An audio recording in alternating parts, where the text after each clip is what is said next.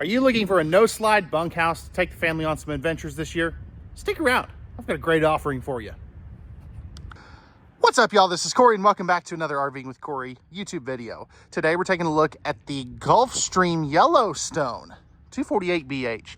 This is very similar to a Kingsport with some slight tweaks from it, but I think you're really going to like this one. Now, as we go through this, let me know, what did they get right, what did they get wrong, and what do you guys want to see changed? Pricing and specs will be in the video description.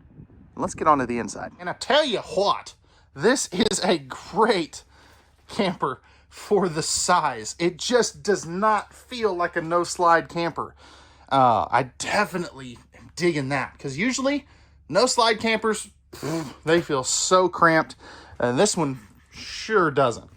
Now, this one has a bigger dinette than what most campers will. And the reason for that, this is a full 8 foot wide. So I think it's really neat.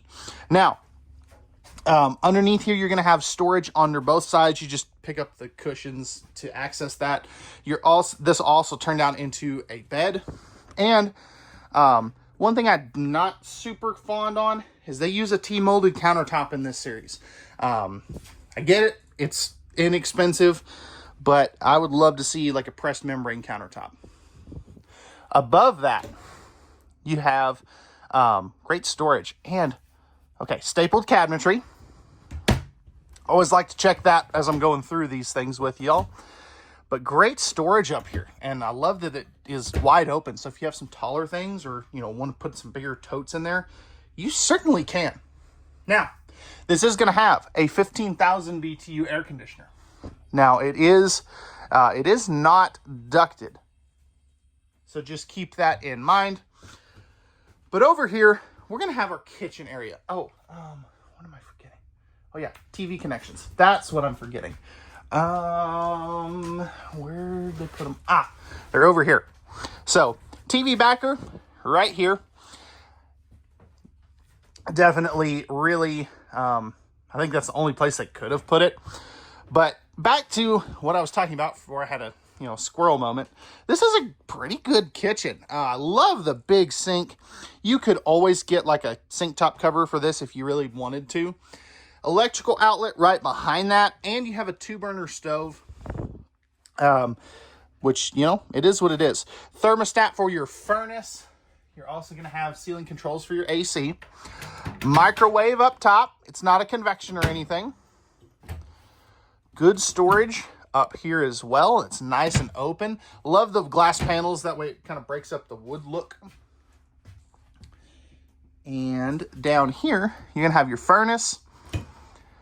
Perfect spot for some of those pots and pans, but I'll show you an even better spot here in just a little bit. Nice big drawers for all your silverware and stuff. But this is where I would put my pots and pans. That is a great spot for that. Moving back a little bit, we have our 10.7 cubic foot, 12 volt refrigerator. I'm gonna have to remember to turn that off. Actually, no, that's not a 10.7. That is, no, it is. It is. Okay, I thought that was the 8 cubic foot there for a second. But nice big 12 volt refrigerator. No solar on this one, so just keep that in mind. Great pantry. I definitely think this was a huge win for this floor plan, just simply because most of the time you don't get it. It's typically a little bit shorter than this one, other comparable floor plans. And I definitely like the pantry.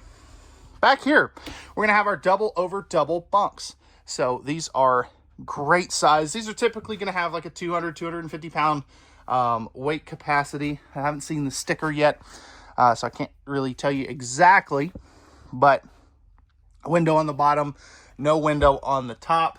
Really wish they would put some sort of charger ports in these, just to allow the kids to charge their stuff. Right here, this is part of our bathroom. So you've got your medicine cabinet, nice countertop space around the sink. This does have a tankless water heater, which is pretty cool. GFI protected outlet, light switch there, and a little bit of storage for like some towels and stuff. But I love that the sink is outside of the bathroom for a couple of reasons. One, a lot of campers in this price point don't have a sink in them at all in the bathroom. And when they do, you know, it just makes it feel smaller here. Where this, if somebody's using the bathroom or whatever, somebody else can be washing their hands or brushing their teeth. It's really a good idea, in my opinion anyway. Plastic toilet, I honestly was not expecting anything more than that in this, but great elbow room.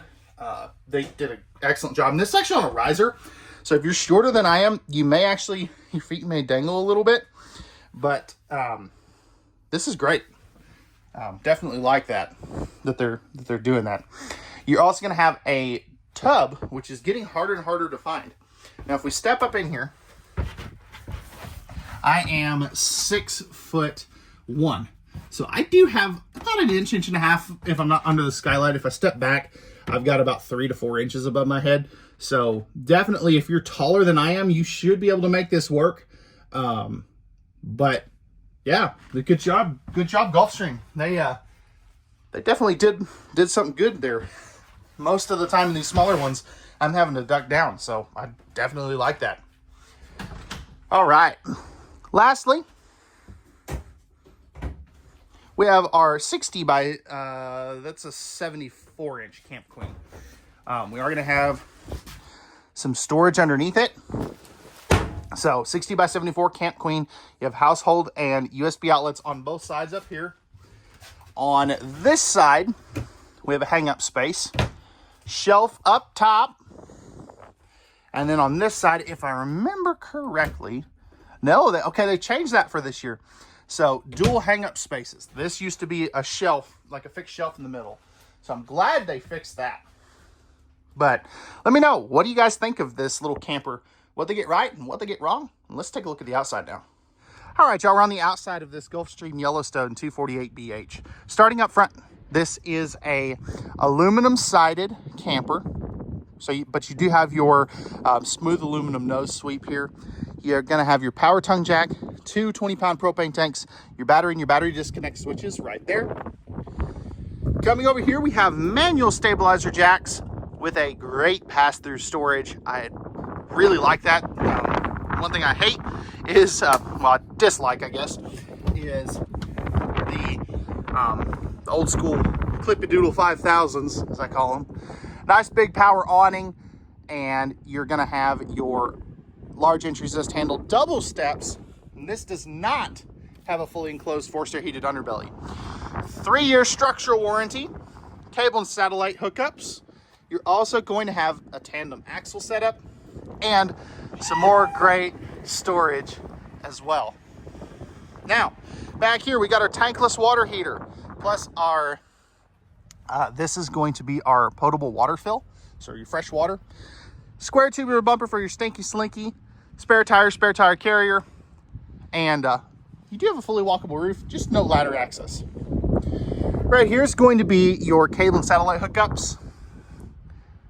There's where you dump your tanks. Right here's going to be your city water connection and your 30 amp service. Now, lastly, we're going to have our other side of our pass-through storage. So let me know, guys, what do you like, what do you not like, and what do you guys want to see changed on this Gulf Stream Yellowstone? Pricing and specs will be in the video description, and we'll see you guys on the next one.